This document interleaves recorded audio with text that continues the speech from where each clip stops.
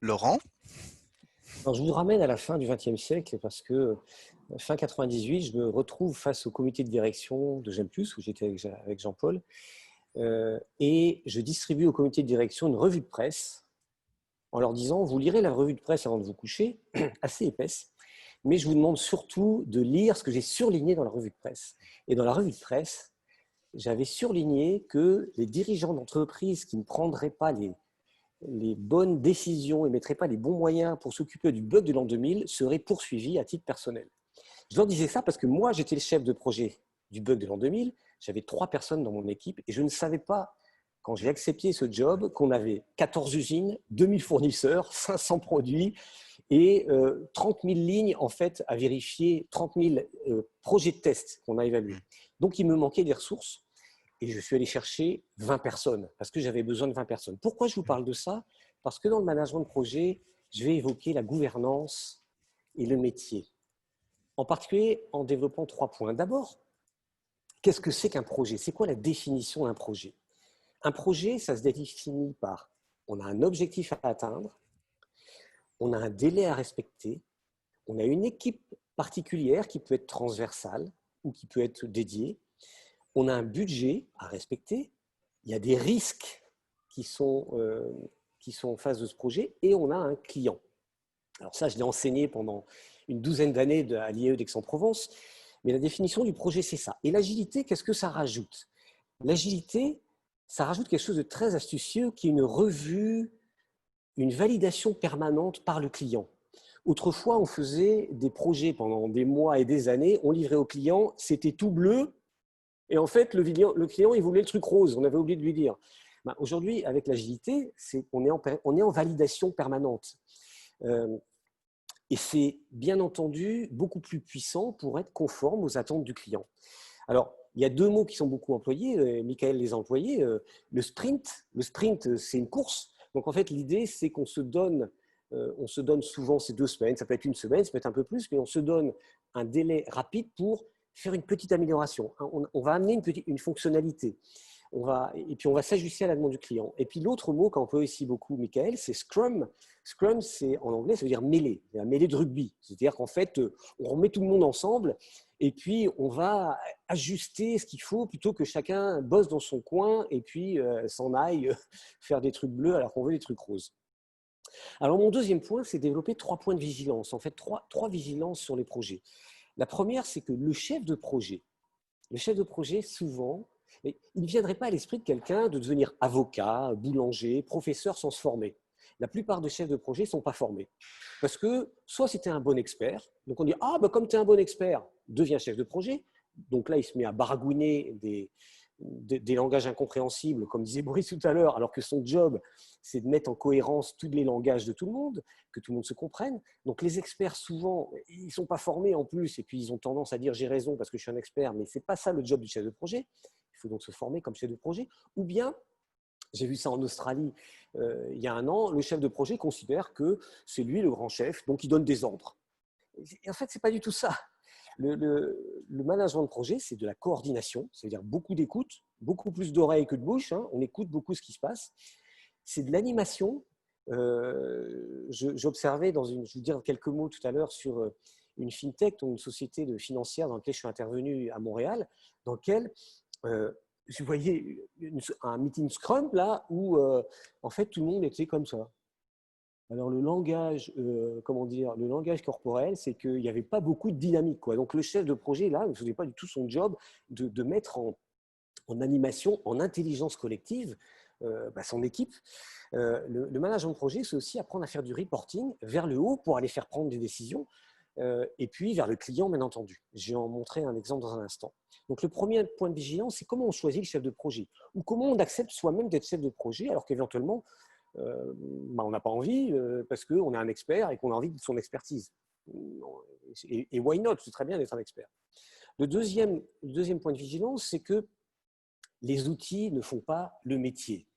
Je me rappelle un jour passer en revue un projet où le chef de projet présente son planning, un planning avec un Gantt sur un logiciel d'une société qui est à Seattle, que je ne citerai pas parce que j'ai horreur de ces produits, mais en tout cas, il nous présente son Gantt là, Et je lui dis, mais ce que tu nous présentes, là, ça correspond. Est-ce que ça correspond à ce que vous faites? Il me dit, non, pas du tout, je présente ça parce qu'on m'a demandé de le faire. Je dis, mais faites-moi idiot, ça ne sert à rien. Alors, l'outil ne fait pas le projet. Si l'outil n'est pas adapté, peut-être que le compte-rendu de réunion peut tout à fait suffire, comme le citait tout à l'heure Jean-Paul, c'est un fondamental. L'outil ne fait pas le projet et le chef de projet choisit. Moi, le bug de l'an 2000, je l'ai fait sans planning, j'avais que des jalons. Il n'y avait que des jalons. C'était des scrums c'était des sprints vers des jalons parce qu'on n'avait pas le temps de faire des plannings détaillés. Il fallait, tout le monde devait courir partout. L'outil ne fait pas le métier. Le métier, c'est vraiment mettre en relation en intelligence collective, amener les gens à se comprendre, à parler une même langue commune, comme vous êtes, voilà, à la communauté européenne, comme tu expliquais, Boris, tout à l'heure. Le métier, c'est mettre en place des méthodes. Et il y a plein d'outils qui existent, mais il ne s'agit pas d'utiliser tous les outils, il s'agit d'utiliser les outils utiles pour ce projet, du reporting, et puis surtout, j'aime bien ça, ça vient d'Amérique, c'est KISS, vous connaissez ça? Keep it simple and stupid. En général, quand un chef de projet présente quelque chose d'incompréhensible, eh ben, ça n'a aucun impact, parce qu'il faut que ce soit simple et compréhensible. Je vais vous donner un ou deux exemples. Et quelque chose d'essentiel, c'est comme ça que j'ai introduit, c'est que c'est essentiel de mettre le pouvoir au bon endroit. Le pouvoir, qui détient le pouvoir dans un projet? Je vais illustrer ça par ce troisième point de vigilance qui est la gouvernance. La gouvernance d'un projet, et je vais partager mon écran pour ça. Vous allez me dire si vous voyez mon écran. Est-ce que vous voyez bien mon écran? Yes? OK. Donc, le chef de projet, en fait, lui, il a une équipe projet qui peut être dédiée ou qui peut être transversale. Le problème, c'est quelquefois, on pense, quand on est chef de projet, qu'on doit décider. Mais non, parce qu'en fait, on doit répondre à des enjeux qui viennent d'un client, à des enjeux qui peuvent être, si j'installe le SAP ou l'Oracle dans l'entreprise, je réponds à des enjeux de l'entreprise. Et donc, il doit trouver un endroit où se prennent les décisions. Et les décisions, c'est le comité de pilotage qui doit prendre les décisions. Le job du chef de projet, c'est d'amener un reporting compréhensible, simple, direct au but, qui permette au comité de pilotage de prendre des bonnes décisions, des décisions éclairées. Par exemple, tout à l'heure, je disais, j'avais 3 personnes sur le bug de l'an 2000. Moi, je suis allé voir pour dire, j'ai besoin de 20 personnes, parce que sinon, je ne m'en sortirai pas. Et l'idée, et je vais vous mettre dans le chat de la lecture pour ça, d'avoir un sponsor qui soit l'arbitre du comité de pilotage. Parce que le problème, c'est que dès qu'on met des grands chefs autour d'une table, soit ils vont se discuter, soit ils vont faire de la politique, soit ils vont groupiller. Mais en tout cas, moi, chef de projet, j'ai besoin d'une décision. Donc, messieurs, mesdames, vous êtes payés cher, j'ai besoin que vous preniez une décision. Si vous ne le prenez pas, je vais demander au sponsor, qui est quelque part ma contrepartie dans la direction, qu'il appuie pour que la décision soit prise, parce que sinon, moi, je ne sais pas qu'est-ce qu'il faut que je mette en exécution avec mon équipe projet qui est là pour mettre en œuvre les décisions. Elle n'est pas là pour décider. Donc, ça, c'est mon troisième point de vigilance parce qu'en effet, la gouvernance est essentielle dans les projets. Donc, comment on choisit le chef de projet? L'outil ne fait pas le métier et la gouvernance. Et puis, je vous ai parlé de projets un peu anciens, donc je vais vous dire keep it short and simple, KISS, c'est comme ça. Et je vais vous parler d'un exemple plus récent. C'est un exemple où j'ai pris la direction d'un projet ici au Canada avec un client qui était en Australie.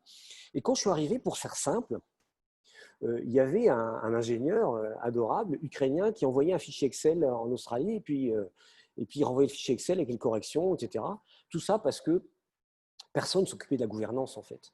Tout ça parce qu'on disait que cette banque australienne ne pouvait pas faire des choses en ligne et donc on échangeait un fichier Excel, ce qui est complètement stupide. Donc, ce que j'ai mis en place, j'ai mis un comité de pilotage et je leur ai dit, écoutez, si vous voulez qu'on bosse proprement, il faut qu'on ait des outils communs.